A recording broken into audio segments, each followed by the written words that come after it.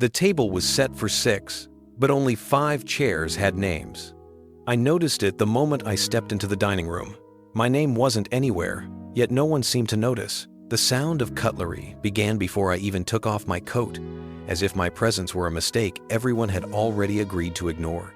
My mother didn't look up. My father cleared his throat. My sister smiled that short practice smile that never reaches the eyes. "You can stay there," she said, pointing to the kitchen counter, without looking at me. I remained standing while they sat down. The light above the table was warm. The kitchen light was cold. The division was far too precise to be accidental. During dinner, they talked about trips I wasn't invited to, about decisions made as a family, about plans that didn't include me. Every laugh felt rehearsed, every silence calculated. When I tried to speak, my father cut me off. Later. That later never came. Instead, my mother commented casually, "It's better this way, less confusion." That's when I understood. It wasn't forgetfulness. It wasn't carelessness.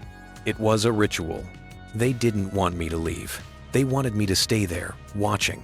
They wanted me to learn what my place was, or the absence of it. I stayed silent. I watched. I memorized. Because families like this don't push you out all at once. They erase you slowly. And those who learn this too early stop asking for a seat at the table and start planning what will happen when it collapses. I knew something was wrong even before I opened the door. The house was too loud, but not for me. Laughter, plates clinking, glasses touching. It was the exact sound of a family being whole, and someone outside still not realizing they no longer belong. When I walked in, no one turned right away. It was strange. Usually, there's that awkward second, that, "Oh, you're here." This time, nothing. Dinner had already started. They were already seated, talking, eating. The table was set. Beautiful. Neat. Too perfect. And then I saw it. 6 places. 5 plates. 5 glasses. 5 occupied chairs. My name wasn't there. I stood frozen, gripping my bag, waiting for someone to notice. A look, a gesture, anything that would say, this was a mistake. But no one moved. My mother calmly cut her meat. My father talked about work. My sister laughed at something I hadn't heard the beginning of. She was the one who broke the silence. "Oh, you're here." She said it the way someone comments on the weather. Then, she nodded toward the kitchen. "You can stay there. There wasn't time to set another place." There wasn't time. That sentence echoed in my head as I crossed the cold kitchen, lit by a harsh white light, and leaned against the counter. I was there, visible. It wasn't absence. It was exposure.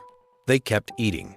They talked about a trip I'd never heard of, about a decision made as a family the week before, about a problem they had solved together.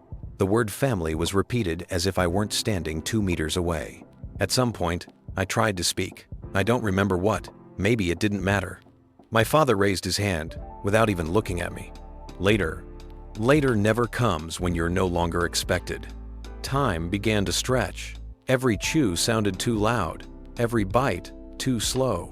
I felt something strange growing in my chest. It wasn't anger. It was understanding.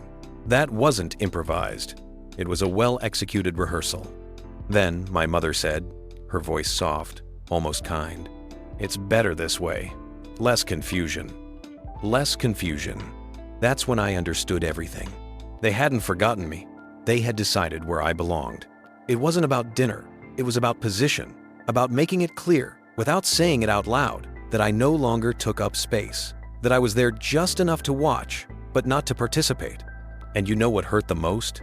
No one seemed nervous. There was no guilt, no tension, just normality, as if that version of dinner without me was the correct one, as if the mistake had been my arrival. So I did something no one noticed. I stopped trying. I stayed quiet.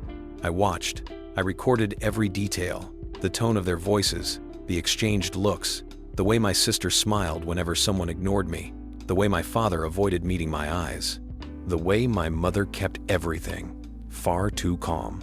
Families like this don't scream. They erase. Slowly, politely, with reasonable justifications. When dinner ended, no one asked if I had eaten.